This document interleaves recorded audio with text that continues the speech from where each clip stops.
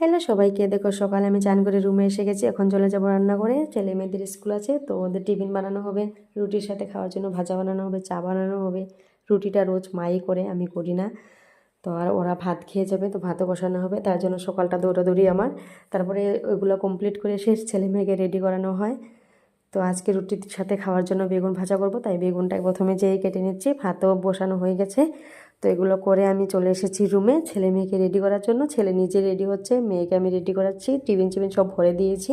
এখন রেডি করে ওদেরকে পাঠিয়ে তারপর আমি চলে যাব পুজো দিতে। তো রুমটাও গোছানো রয়েছে, ওদেরকে পাঠিয়ে পুজো দিয়ে তারপরে আমি রুমটা গুছাবো। দেখো রেডি করে নিয়েছি মেয়েকে রেডি করতে অল্প টাইম লাগে, ও অনেক চঞ্চল। ওম মহালক্ষ্মী নমঃ নমঃ, ওম বিষ্ণুপ্রিয়ায় নমঃ নমঃ, ওম ধনপ্রদায় নমঃ নমঃ, ওম বিষ্ণুজনপে নমঃ নমঃ। তো আজকে বৃহস্পতিবার আমি পুজো দিয়ে নিলাম। তো কেমন লাগলো আমার ভিডিওটা অবশ্যই জানিও।